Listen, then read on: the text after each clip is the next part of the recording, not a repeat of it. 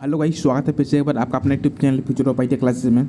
जो भी बच्चे जो सिलेक्टेड हुए हैं आईटीआई इंस्ट्रक्टर यूपी एसएससी की तरफ से, तो उनका जो एग्ज़ाम कंडक्ट होने वाला है अप्रोक्स जो है आपका 25 फरवरी को एग्ज़ाम होने वाला है। बट अभी तक जो है कुछ भी ऐसा इन्फॉर्मेशन नहीं आया कि एडमिट जो आपको पेमेंट करने के लिए इन्फॉर्मेशन आया, फिर एडमिट कार्ड अभी तक कुछ नहीं आया। आज अभी 15 तारीख हो चुका है, तो इससे की रिगार्डिंग जो है हम आपको 20 डे का स्ट्रेटेजी प्लान बताया था कि किस किस टाइप से हम लोग क्वेश्चन डिस्कस करने वाले हैं। तो उसी के जो अगला वीडियो हम लोग का जो है ये जो इस सीरीज़ का 5वां वीडियो है ना। अभी तक जो हम लोग अप्रोक्स 80 क्वेश्चन डिस्कस कर चुके हैं, तो अगर आपने नहीं देखा है अभी तक तो जाके एक बार देख सकते हैं।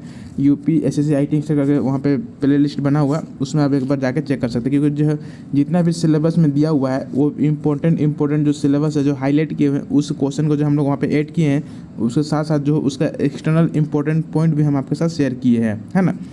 इस वीडियो में हम आपको ही बताने वाला है कि इम्प्लॉयबिलिटी स्किल के जितने भी टॉप क्वेश्चन है ना, जितने भी टॉप क्वेश्चन है और जो भी प्रीवियस क्वेश्चन पेपर, जैसे अगर हरियाणा अगर इंस्ट्रक्टर आप एग्जाम दिए होंगे तो वहाँ पे क्वेश्चन पूछे गए थे।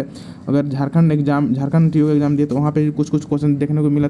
वही कुछ क्वेश्चन को जो हम लोग यहाँ पे कलेक्ट किए हैं वही क्वेश्चन हम आपको बताने वाले हैं, क्योंकि जो है हम सिलेक्शन लिए हैं इसलिए सिलेक्शन भी दिलाऊंगा। इसी मोटिवेशन के साथ जो है हम लोग क्वेश्चन को डिस्कस करते हैं, है ना। दिक्कत तो नहीं है। यदि अभी तक आपने वो वीडियो नहीं देखा तो एक बार जाकर देख सकते हैं। और आप हमारे चैनल पर नए हैं तो प्लीज़ आप हमारे चैनल को सब्सक्राइब कर लीजिए, जिससे जो हो कि हमें भी एक मोटिवेशन मिलता है कि हम आपके लिए इतना क्वेश्चन प्रोवाइड करते हैं, क्वेश्चन लेकर आते हैं, उसके साथ साथ जो हम आपको डिस्कस करते हैं। क्योंकि यदि आप कहीं पर जॉब कर रहे हैं तो जॉब करने के बाद जो है आपको क्वेश्चन एडिट करना है, PDF फाइल बनाना है, उसके बाद वीडियो रिकॉर्डिंग करना है, सारा प्रोसेस अकेले करना पड़ता है, तो इसमें टाइम लग जाता है। तो जो भी हमारे जो व्यूअर हैं, जो भी अगर आप नए हमारे चैनल पर आए हैं तो प्लीज़ जो है आप हमारे चैनल को सब्सक्राइब कर लीजिए और ज़्यादा से ज़्यादा शेयर कीजिए, जिससे जो हमें भी मोटिवेशन मिलता है कि हम अगला जो वीडियो प्रोवाइड आपको जल्दी से जल्दी कर पाएँ। दिक्कत नहीं, देख सकते हैं अभी टाइमिंग जो है कितना हो रहा है, 10:30 लगभग होने वाला है, लेकिन भी हम आपके लिए वीडियो यहाँ पे प्रोवाइड करने वाले हैं, है ना। दिक्कत तो नहीं है। आज भी जो है बहुत इंपॉर्टेंट क्वेश्चन हम आपके साथ शेयर करने वाले, जो एग्जाम में आपको हमेशा देखने को मिलेंगे। इस वीडियो जो है अगर आप देख लेते हो तो हम आपके साथ गारंटी कर सकते हैं कि इस वीडियो से जो है आपको 3 से जो है 4 क्वेश्चन या 2 क्वेश्चन आपको और 100% आपको देखने को मिलेंगे। तो प्लीज़ जो आप हमारे इस वीडियो को इन तक वॉच कीजिए, है ना। दिक्कत तो नहीं। इस टाइप के जितने भी इंपॉर्टेंट क्वेश्चन है, सारे क्वेश्चन को हम लोग यहाँ पे लेने का प्रयास किए हैं, है ना। और हर जो सिलेबस है, हर सिलेबस हम लोग यहाँ पे कवर करने का प्रयास करें। हर पॉइंट, जैसे इंग्लिश से हो गया, आपका एक्ट हो गए, है ना, कंप्यूटर, जितने भी सिलेबस है सारे सिलेबस हम लोग यहाँ पे कवर करने का प्रयास किए हैं। तो चलिए हम लोग चलते हैं पहला क्वेश्चन की ओर। इस वीडियो का जो पहला क्वेश्चन है, जैसा आप स्क्रीन में देख सकते हैं, भारत का पहला कारखाना अधिनियम कब था, है ना। भारत का पहला कारखाना अधिनियम कब पारित हुआ था? वर्ष 1878, 1881 ईस्वी में, या फिर 1880, या फिर 1883 में। तो सबसे पहले हम लोग जानें कि भारत का पहला कारखाना अधिनियम कब पारित हुआ। तो इसका जो जनरली जो है भारत का पहला कारखाना अधिनियम जो है आपका, इसका सेंसर हो जाएगा हम लोग का B 1881, है ना। इसका 1881 इसका सेंसर हो जाएगा। भारत का जो पहला श्रम कारखाना अधिनियम जो है 1881 में पारित हुआ था। आज यह अनेक संसाधनों के पश्चात भारत कारखाना अधिनियम 1948 के रूप में संपूर्ण भारत में लागू हो चुका है। यही जब था तो उस टाइम जो हमारे 1881 में लागू हुआ था पहला, अगर पूछा तो पहला। लेकिन इसी को संशोधन करने के बाद जो है अभी हमारा जो कारखाना अधिनियम जो है कितना है, 1948। दिक्कत तो नहीं है, वो हम आपको आगे भी बताने वाले कौन कौन से जो एक्ट यहाँ पे देखने को मिलेंगे। अगला क्वेश्चन देख सकते हैं, बंधुआ मजदूरी, है ना। बंधुआ मजदूरी अधिनियम किस वर्ष पारित हुआ था? बंधुआ मजदूरी अधिनियम किस वर्ष पारित हुआ था? क्या 1972, 1976, फिर 1979 या फिर 1983? बंधुआ मजदूरी, है ना। तो जनरली जो है बंधुआ मजदूरी आपका 1976 में ये पारित हुआ था। इसका रीज़न क्या था वो हम आपको बताने वाले हैं। बंधुआ मजदूरी जो है अधिनियम पारित हुआ था, यह केंद्रीय कानून है। यह केंद्रीय कानून है जो संपूर्ण भारत में बंधुआ मजदूर जैसे कुप्रथा, है ना, जैसे क्या कुप्रथा को समाप्त करने के लिए लागू हुआ था, है ना। बहुत से ऐसे जो हैं मजदूर थे जो काम तो करते थे लेकिन उनको टाइम से पेमेंट नहीं मिलता था, और एक काम के साथ साथ उनको एक्स्ट्रा काम भी करवाया जाता था, जैसे कि हम खरीद लिए हैं। तो इसी तरह से जो बचने के लिए एक एक्ट लाया गया है, जिससे जो यदि कोई भी अगर मजदूरी कर रहा है या फिर कोई भी वहाँ पे लेबर या फिर कोई भी कर्मचारी कार्य कर रहा है, तो उसको जो आप शोषण नहीं कर सकते हैं, वो भी अपने अकॉर्डिंग वो काम कर सकता है, आप उसको दबाव नहीं डाल सकते। तो उसी को बंधुआ मजदूरी से बचाने के लिए या फिर इस टाइप का जो कुप्रथा था उसको समाप्त करने के लिए जो हम लोग 1976 में एक एक्ट लाया गया था। दिक्कत तो नहीं है। इसका मुख्य उद्देश्य क्या था कि जो कमज़ोर वर्गों के आर्थिक एवं वास्तविक शोषण को रोकता था, है ना। दिक्कत तो नहीं, जो कमज़ोर हैं वही जो मजदूरी करते थे उन्हीं को जो शोषण होता था उसी शोषण को इन्होंने रोकने का प्रयास किया था। क्या, किस एक्ट के अकॉर्डिंग? 1976 मजदूरी बंधुआ मजदूरी एक्ट के अकॉर्डिंग, है ना। दिक्कत तो नहीं है। अगला क्वेश्चन हम लोग चलते हैं। अगला क्वेश्चन क्या है, नेक्स्ट क्वेश्चन देख सकते हैं। निम्नलिखित में से कौन सा कथन बाल श्रम से संबंधित है ना। निम्नलिखित में कौन सा कथन बाल श्रम मतलब जो चाइल्ड जो लेबर होते हैं उनसे कनेक्टेड है ये। पहला, बाल श्रम अधिनियम केंद्र सरकार द्वारा पारित कानून है, सही है। बाल श्रम अधिनियम एवं संरचनात्मक श्रम विधान है, ये भी है ना। सी जो है, बाल श्रम अधिनियम कुछ विशेष रोजगारों में बालकों के नियोजन को प्रतिनिधित्व करता है। उपरोक्त जो है डी ऑप्शन, उपरोक्त में से कोई नहीं, उपरोक्त सभी, है ना। तो उपरोक्त तो सभी जो है ये बाल श्रम अधिनियम कानून एक लागू होता है ना। थोड़ा सा इसके द्वारा हम जानते हैं पॉइंट क्या है कि बाल श्रम अधिनियम 1986 में जो है ये एक संरचनात्मक केंद्रीय कानून है। इसका मुख्य उद्देश्य क्या है कि कुछ विशेष रोजगार जैसे खतरनाक कामों से जो 14 साल के जो बच्चे होते हैं वो खतरनाक कामों में लग जाते हैं, उनसे जो उनको क्या करना था, बचाना रहता है, मतलब उस टाइप से काम वो ना करे। इसके लिए एक बाल श्रम अधिनियम लाया गया था। ये तो नहीं 1906 में, है ना। दिक्कत तो नहीं, ये भी क्वेश्चन आपको बहुत इंपॉर्टेंट है, आपके एग्जामिनेशन में आ सकते हैं। दिक्कत तो नहीं है। चलिए अगला क्वेश्चन हम लोग चलते हैं। What are NEFT and RTGS about, है ना। देख सकते हैं क्या है, what are NEFT and RTGS about. तो सबसे पहले हम लोग जानते हैं कि ये क्या है। यह आपका चेक ट्रांजेक्शन प्रोसेस है। यहाँ पर ट्रांजेक्शन होगा तो स्पेलिंग मिस्टेक हो चुका है। चेक ट्रांजेक्शन प्रोसेस है। Electronic fund transfer from one bank to another bank, मतलब एक बैंक टू दूसरे बैंक में इलेक्ट्रॉनिक फंड के द्वारा पैसे आप ट्रांसफ़र कर सकते हैं। Electronic payment products within a bank, various deposit products within deposit उत्पाद, है ना, प्रोडक्ट्स। दिक्कत तो नहीं। ये जो क्या है निफ्ट, यदि आपको एक पैसा जो अगर फंड ट्रांसफ़र करना है एक बैंक से अनदर बैंक के लिए, तो उसके लिए जो हम लोग क्या यूज करते हैं, निफ्ट यूज करते हैं। तो इसमें सबसे पहले आपको समझना होगा निफ्ट का होता क्या है, फुल फॉर्म, है ना, वो हम आपको बताने वाले हैं।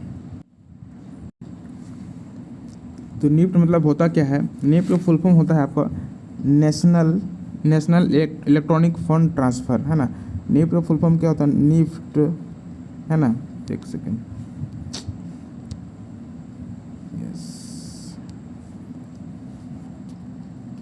निफ्ट मतलब होता है, एन मतलब क्या होता है आपका नेशनल, है ना, नेशनल। उसके बाद होता है इलेक्ट्रॉनिक, उसके बाद होता है फंड एंड ट्रांसफ़र, है ना।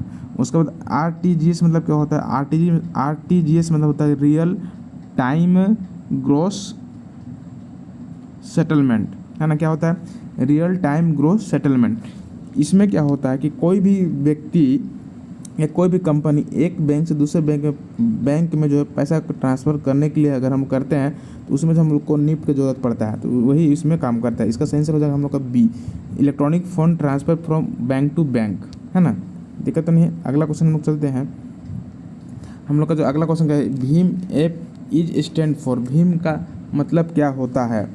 क्या भारत हैवी इंटरनेशनल, या फिर जो बी ऑप्शन में आप देख सकते हैं भारत इंटरफेरेंस फॉर मनी। उसके बाद सी ऑप्शन में आप देख सकते हैं भारत इंटरकनेक्शन फॉर मनी, है ना। डी ऑप्शन में देख सकते हैं आप जो है भारत आइडिया फॉर मनी। इसमें क्या होता है, इसका जो फुल फॉर्म होता है भीम का मतलब क्या होता है कि भारत इंटरफेरेंस फॉर मनी, है ना। इसका बी ऑप्शन हम लोग का हो जाएगा सही, भारत इंटरफेरेंस फॉर मनी, इसका बी ऑप्शन सही हो जाएगा।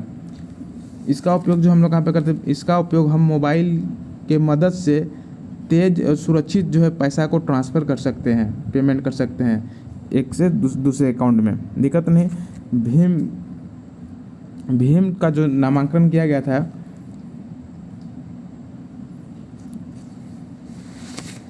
इस ऐप का जो नामांकन जनरली हम लोग कब किए थे, अप्रॉक्स डेट जो है आपका 30 दिसंबर 2016 को शायद किया गया था, है ना।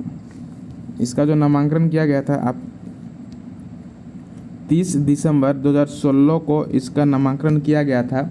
इसका नामांकन जो है, इस ऐप का नामांकन भीमराव अंबेडकर के नाम पर रखा गया था, भीमराव अंबेडकर, है ना। जो इनका जो इस ऐप का विमोचन कौन किए थे, पीएम जो है हम लोग का नरेंद्र मोदी, उन्होंने इस ऐप का लॉन्च किए थे, विमोचन किए थे, है ना। दिक्कत तो नहीं है।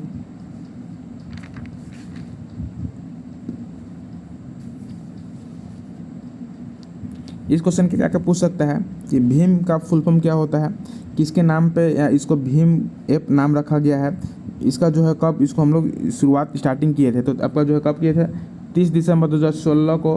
किसके नाम पे रखा गया, भीमराव अंबेडकर के नाम पे रखा गया। ये कौन जो किए थे, इसका नरेंद्र मोदी जी किए थे। दिक्कत नहीं। भीम का फुल फॉर्म क्या होता है, भारत इंटरफेरेंस फॉर मनी।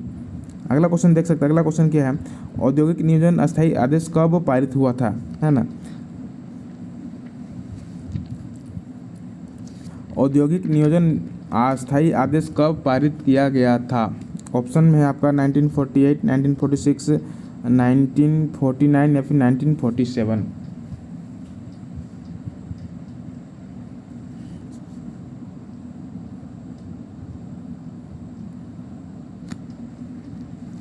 तो मजदूरी भुगतान अधिनियम जो है कब किया गया था।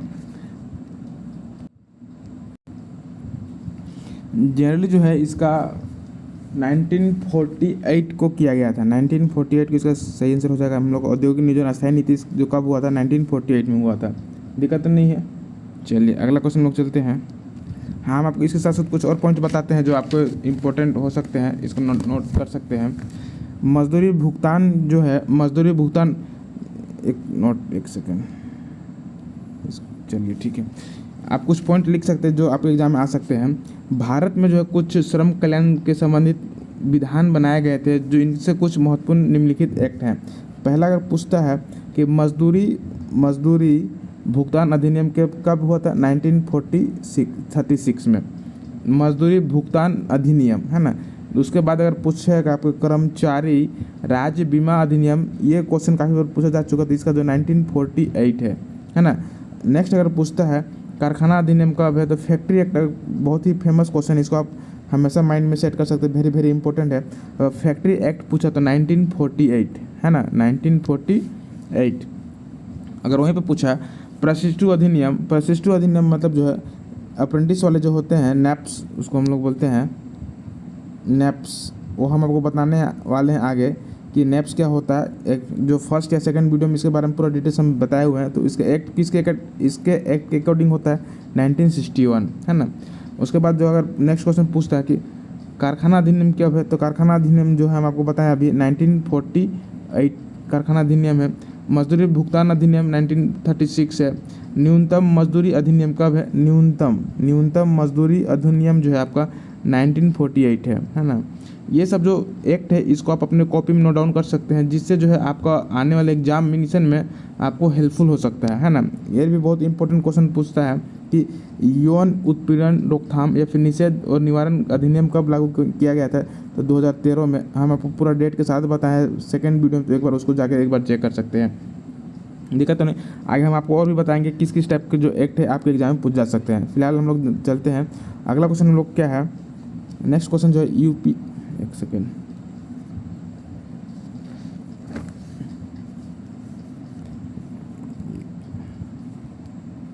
यूपीआई स्टैंड फॉर, यूपीआई का अर्थ क्या है, यूनिक पेमेंट इंटरफेरेंस या फिर union profile interchange. C option में यूनिफाइड पेमेंट इंटरफेरेंस या फिर यूनिकोड पार्ट इंटरनेशनल, है ना। तो यूपीआई क्या है, यूपीआई जो है यह भारतीय राष्ट्रीय भुगतान निगम एवं भारतीय रिजर्व बैंक द्वारा शुरू किया गया था, है ना। इसका जो है ऑनलाइन पेमेंट सिस्टम का नया तरीका, यह एक एप्लीकेशन के रूप में निर्मित किया गया है। तो यूपीआई का फुल फॉर्म क्या होता है, यूपीआई का फुल फॉर्म होता है आपका यूनिफाइड, देख सकते हैं, यूनिफाइड पेमेंट इंटरफेरेंस, है ना। इसका सही आंसर हो जाएगा आप लोग का C option, unified payment interference. दिक्कत तो नहीं है। चलिए अगला क्वेश्चन लोग चलते हैं। नेक्स्ट क्वेश्चन हम लोग क्या है, ILO का पूरा नाम क्या है। तो ये जो बहुत ही इजी क्वेश्चन भी है और बहुत ही इंपॉर्टेंट क्वेश्चन भी है आपका। ILO मतलब होता है कि इंटरनेशनल लेबर ऑर्गेनाइजेशन है ना, इंटरनेशनल कहाँ पे है, इंटरनेशनल लेबर ऑर्गेनाइजेशन, इसी के जो है 1 मई को लेबर डे मनाया जाता है ना। काफ़ी क्वेश्चन आपको जो एग्जाम में देख सकते हैं, बहुत इंपॉर्टेंट वेरी इंपॉर्टेंट क्वेश्चन है कि 1 मई को जो है कौन सा दिवस मनाया जाता है, या फिर लेबर दिवस कब मनाया जाता है। तो 1 मई को जो है आपको लेबर दिवस मनाया जाता है। ये इस टाइप के भी क्वेश्चन आपको एग्जाम में देखने को मिल सकते हैं, तो जो है आप इसको नोट डाउन कर सकते हैं।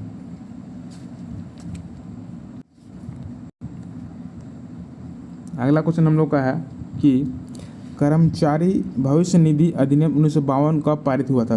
तो क्वेश्चन पूछ सकता है कि कर्मचारी भविष्य निधि अधिनियम कब पारित हुआ था। 1952 में इस टाइप से भी क्वेश्चन पूछ सकता है ना। तो आंसर जो इसी में है 1952।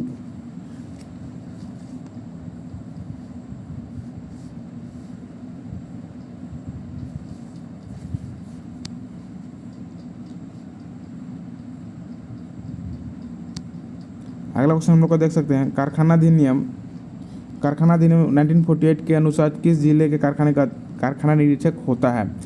यदि मान के चलिए कोई भी अगर स्टेट में इंडस्ट्री है, तो उस इंडस्ट्री में कारखाना अधिनियम 1948 के अकॉर्डिंग किसके पास इंस्पेक्शन का पावर रहता है। क्या पुलिस अधीक्षक, या फिर जिला दंडाधिकारी, या फिर विकास आयुक्त, या फिर उप विकास आयुक्त, है ना। तो जो भी रहता है, अगर उस स्टेट में उस जिला में है, तो उस जिला का जो हेड होता है जिला दंडाधिकारी, उनके पास जो है इंस्पेक्शन का पावर रहता है 1948 के अकॉर्डिंग, है ना।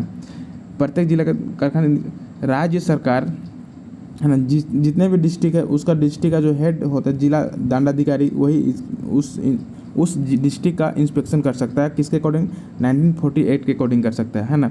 राज्य सरकार राजपत्र में अधिसूचना जारी कर उचित संख्या का कारखाना निरीक्षकों की नियुक्ति करता है। प्रत्येक जिला का जो दंडाधिकारी होता है अपने अपने जिले का वो कारखाना निरीक्षक होता है ना। ये भी जो IPS OPS जो होता है उसके द्वारा इनको सिलेक्शन किया जाता है। अगला क्वेश्चन हम लोग देख सकते हैं, अंतर्राष्ट्रीय श्रम संगठन तथा श्रम आयोग की सिफारिश के आधार पर कारखाना अधिनियम कब लागू हुआ था, है ना। अंतर्राष्ट्रीय तो वर्ष 1945 या फिर 1946 या फिर 1947 या फिर 1948। तो जनरली जो है हम लोग का इसका सही आंसर हो जाएगा हम लोग 1948।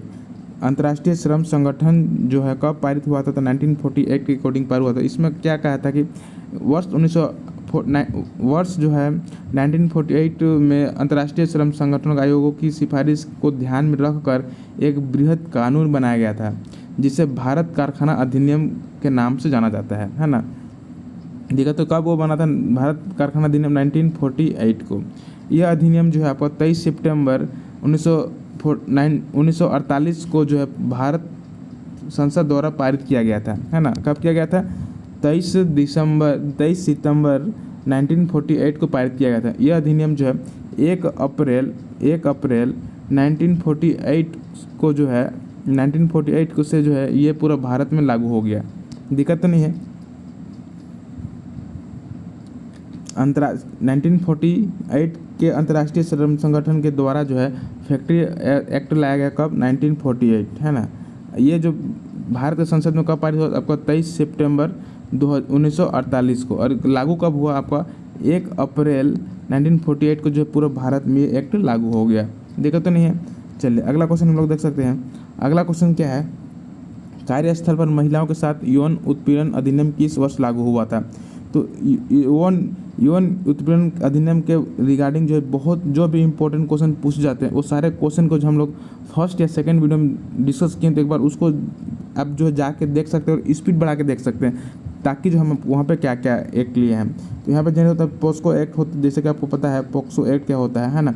पोक्सो एक्ट मतलब होता है कि प्रिवेंशन जो है ऑफ सेक्सुअल हरासमेंट एक्ट। जहाँ कहीं भी, है ना, कहीं भी ऑफिस में 15 या फिर 25 से ज़्यादा अगर वहाँ पे स्टाफ है, तो वहाँ पे जो है ये एक्ट वहाँ पे ये लागू होता है ना। इसमें और एक इम्पोर्टेंट क्या है कि 90 दिन के जो भीतर जो है ये शिकायत दर्ज करा ली जा सकती है कहीं भी थाना में जाके। अगर नहीं लेट होता तो लेट का रीज़न पूछता कि लेट क्या है, हुआ था क्या हुआ था, वो अलग मैटर है, दिक्कत तो नहीं है। इसमें से एक और एक्ट आता है इसी के साथ, POCSO, है, पोस्को। ये बच्चा के लिए है, prevention of children from sexual offences act 2013, है ना। ये इसका भी फुल फॉर्म पूछ सकता है कि क्या है, prevention of children sexual offences act, है ना। ये भी 2013 में लाया गया था। आप कमेंट करके बता सकते हैं कि 2013 में किस डेट को, किस मंथ को ये पारित हुआ था, है ना, क्योंकि हम बता चुके हैं आपको नेक्स्ट हमारा फर्स्ट वीडियो में। अगर आप अभी तक नहीं देखे हैं तो उस वीडियो को जो है एक बार जाके चेक कर सकते हैं आप। अगला क्वेश्चन क्या है, गुड्स एंड सर्विस टैक्स क्या है? जीएसटी विधेयक माल एवं सेवा कर जीएसटी में लागू किया गया था। तो ये जो जीएसटी कब लागू किया था वो भी हम शायद प्रीवियस वीडियो में बता चुके हैं, तो एक बार वहाँ जाके आप जीएसटी के बारे में हम लोग जो है पूरा डिस्कस वहाँ पे कर चुके थे, एक बार जाके उस वीडियो को देख सकते हैं। जनरली जो जीएसटी क्या है, जीएसटी जो हम लोग का है एक अप्रत्यक्ष टैक्स होता है, जिसके जो है ये कब लागू हुआ था? तो 1 जुलाई 2017 को लागू हुआ था पूरे भारत में। दिक्कत तो नहीं, एक क्वेश्चन पूछा जा सकता है, इसका सेंस हो जाएगा हम लोग का ए ऑप्शन। अगर इसके रिगार्डिंग और भी कुछ ज़्यादा इन्फॉर्मेशन देखना चाहते हैं तो शायद फर्स्ट या सेकंड वीडियो में इसके बारे में डिस्कस किए हैं, तो एक बार उसको जाकर आप चेक कर सकते हैं। अगला क्वेश्चन क्या है, what is the expansion of MSME, है ना, MSME क्या है? तो जनरली जो है हम लोग का ये micro small and medium enterprises होता है MSME। ये 2 अक्टूबर को, जनरली 2 अक्टूबर 2006 को लागू हुआ था। ये जो है सेक्टर, इंडस्ट्री के सेक्टर में जो है ये बहुत बड़ा योगदान रोजगार के मामले में देखने को मिल रहा जो है MSME, है ना, दिक्कत तो नहीं है। चलिए अगला क्वेश्चन हम लोग क्या है, फुल फॉर्म ऑफ QR। ये बहुत ही इंपॉर्टेंट क्वेश्चन है, इसलिए हम जो है इसको फिर इस वीडियो में भी इसको हम लेने का प्रयास किए हैं, क्योंकि जो है 110% आप सिक्योर रहिए कि QR कोड से आपका एक क्वेश्चन अवश्य देखने को मिलेगा। ऐसा क्वेश्चन जो पूछा भी जा सकता है कि QR का फुल फॉर्म क्या होता है? तो QR का फुल फॉर्म जो जनरली होता है क्विक रिस्पॉन्स होता है। एक बार कोड होता है, उसको स्कैन करके जो है आपको तुरंत वहाँ पे रिस्पॉन्स दे दिया जाता है कि क्या है। और इसके रिगार्डिंग जो हम शायद थर्ड वीडियो में डिस्कस किए, तो एक बार उसमें जाके आप चेक कर सकते हैं, है ना। अगला क्वेश्चन क्या है, what is the primary requirement of register NAPS? NAPS क्या है, हम आपको शायद पहला वीडियो में डिस्कस किए हैं। जब आप NAPS के बारे में वहाँ पे रिक्वायरमेंट क्या रजिस्टर करते हैं तो क्या होता है, आपको जो है आधार कार्ड चाहिए और नंबर चाहिए, कि पैन कार्ड चाहिए, फिर नंबर चाहिए, फिर जो है और मोबाइल नंबर क्या चाहिए। इसका जो सेंसर हो जाएगा हम लोग क्या, डी वैलिड, इसका डी ऑप्शन से हो जाएगा हम लोग का वैलिड ईमेल आईडी आपको चाहिए जब अगर आप रजिस्टर कर रहे हैं। तो रजिस्टर कैसे करना है वो भी हम आपको बताए हैं, है ना, तो एक बार जाके उसको आप चेक कर सकते हैं।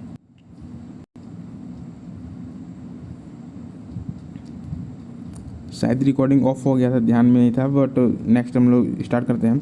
What is the expansion MSME का पूरा नाम क्या होता है? तो MSME का जो पूरा नाम होता है आपका micro small and medium enterprises होता है। दिक्कत तो नहीं है, ये जो आपका 2006 में शायद लागू किया गया था MSME जो है अभी के डेट में बहुत इंपॉर्टेंट रोल प्ले कर रहा है रोजगार के क्षेत्र में, क्योंकि जो है इसके द्वारा बहुत ही यहाँ पे रोजगार देखने को मिल रहा है इस सेक्टर में, micro small and medium enterprises. अगला क्वेश्चन देख सकते हैं, QR full form QR code, शायद वीडियो रिकॉर्डिंग हुआ कि नहीं, फिर से हम लोग रिकॉर्डिंग कर रहे हैं। फुल फॉर्म ऑफ QR, ये जो है आपका वेरी इंपॉर्टेंट क्वेश्चन। इस जो है पॉइंट को आप अपने माइंड में सेट कर लीजिए, क्योंकि ये जो है आपको एग्जामिनेशन में 110% आपको एग्जाम में देखने को मिलेगा। पूछ सकता है QR फुल फॉर्म क्या होता है? QR का फुल फॉर्म होता है क्विक रिस्पॉन्स। ये एक बारकोड को स्कैन करके जो भी वहाँ पे इंफॉर्मेशन दिया है उस इंफॉर्मेशन को आपको बताने का प्रयास करता है। अगला क्वेश्चन क्या है, what is the primary requirement of register NAPS portal? सबसे पहले हम लोग जानेंगे NAPS मतलब होता क्या है ना। NAPS जो है, जो भी बच्चे ITI कर रहे हैं उनको जो प्रमोशन के लिए एक स्कीम लाया गया है 1968 के अकॉर्डिंग। ये जो है इसमें 1 साल का ट्रेनिंग दिया जाता है, उसके में आपको इम्प्लॉयबिलिटी स्किल या फिर जो भी स्किल किया जाता है, जिससे जो है आप कहीं भी इंडस्ट्री या फिर कहीं पर भी कुछ काम करके आप अपना रोजी रोजगार चला सकते हैं। उसके अकॉर्डिंग एक एक्ट है, अधिनियम है। तो उसमें क्या चाहिए आपको, जो अगर आप रजिस्टर करना चाहते हो तो प्राइमरी रिक्वायरमेंट जो होता है आपका वैलिड ईमेल आईडी होना चाहिए, तभी जो है आप जाके वहाँ पे रजिस्टर कर सकते हैं। अगला क्वेश्चन आप देख सकते हैं, ए सिक्योर वाईफाई इज वन, है ना। सबसे पहले हम लोग बताए हैं आपको फर्स्ट या सेकंड वीडियो में कि वाईफाई कब चालू हुआ, वाईफाई कब से लागू हुआ है ना। वाईफाई का पूरा नाम क्या है? जनरली जो हम लोग इस वीडियो में जानेंगे, वाईफाई मतलब होता है क्या, वायरलेस फिडिलिटी। वायरलेस क्या होता है? फिडिलिटी। वाईफाई में क्या होता है, आप जो है बिना केबल के जो डाटा चला सकते हैं। इसमें जो उसमें क्या करना है, आपको लॉगिन करना है, लॉगिन करने के बाद उसको पासवर्ड डालना है। उसके बाद जो है आप एक से अधिक 3-4 आदमी इसके द्वारा, वाईफाई के द्वारा आप डाटा यूज कर सकते हैं, है ना। अगला क्वेश्चन हम लोग देखते हैं। अगला क्वेश्चन क्या है, what is the full form of NAPS? NAPS का पूरा नाम क्या होता है? तो NAPS जो है किसके अकॉर्डिंग अधिनियम को होता है? 1968 के अकॉर्डिंग जो है एक स्कीम चला गया है जिसे हम लोग बोलते हैं नेशनल अप्रेंटिसशिप प्रमोशन स्कीम। इसमें आपको 1 साल का ट्रेनिंग दिया जाता है ना। वो भी हम आपको बताए थे कि किस किस टाइप से जो है कितने साल के बच्चे तो वहाँ पे ट्रेनिंग कराया जाता है। अगला क्वेश्चन देख सकते हैं, सरकार द्वारा वर्तमान में कितना न्यूनतम मजदूरी निर्धारित की गई है। तो जनरली जो है अप्रोक्स इसके अकॉर्डिंग जो है 137 है, बट अभी जो है हमको अप्रोक्स कंफर्म तो नहीं है, लेकिन एक बार आप जाके चेक कर सकते हैं। सब स्टेट का जो अपना न्यूनतम मजदूरी निर्धारित किया जाता है ना। और सबसे ज़्यादा जो अभी ऐसा कहा जाता है कि दिल्ली का है ना मजदूरी अधिनियम। और अप्रोक्स अगर हम लोग बात करें सेंट्रल गवर्नमेंट का, तो शायद अप्रोक्स जो हमको कंफर्म याद नहीं, बट 173 पर डे के रुपया का है ना। दिक्कत तो नहीं है। चलिए अगला क्वेश्चन क्या है, इंडिया एज ए कंट्री, इसके रिगार्डिंग जो है हम नेक्स्ट, इससे पहले वाला वीडियो में हम डिस्कस कर चुके हैं कि भारत किस टाइप का देश है, अविकसित या विकसित या फिर विकासित, इनमें से कोई नहीं। उसको एक बार आप जाके देख सकते हैं। इसके रिगार्डिंग जो भी अगर आपके माइंड में इन्फॉर्मेशन है तो कमेंट बॉक्स में कमेंट कर दीजिए। दिक्कत तो नहीं। यदि इस वीडियो के रिगार्डिंग में कहीं पे भी अगर आपको डाउट लग रहा है इसका आंसर ऐसा होना चाहिए, या फिर इसमें हम कुछ भी अगर इम्प्रूवमेंट एक्स्ट्रा करना चाहते हैं, तो प्लीज़ जो है आप अपना इम्पोर्टेंट राय कमेंट करके हमें बताएं, है ना, जिससे जो हम आपको नेक्स्ट वीडियो में उसको सुधार करने का प्रयास करेंगे। और कैसा लगा आप उसमें भी अपना राय करके हमें कमेंट करके बता सकते हैं। Thanks for watching. फिर मिलते हैं नेक्स्ट वीडियो में, तब तक ले थैंक यू। यदि अभी तक आप हमारे चैनल को नहीं सब्सक्राइब किए तो कर लीजिए, क्योंकि जो है जितने भी अगर इन्फॉर्मेशन आएंगे यूपी एसएससी आईटी इंस्ट्रक्टर के रिगार्डिंग, चाहे एडमिट कार्ड कब डाउनलोड होगा या फिर इसका जो एडमिट कार्ड के लिए जो कब पेमेंट किया जाएगा, जो भी अगर इन्फॉर्मेशन आएंगे वो सारे इन्फॉर्मेशन का जो है हम आपको बताने का प्रयास करेंगे। तो प्लीज़ जो है आप हमारे चैनल को सब्सक्राइब कर लीजिए। चलिए फिर मिलते हैं नेक्स्ट वीडियो में, तब तक के लिए थैंक यू।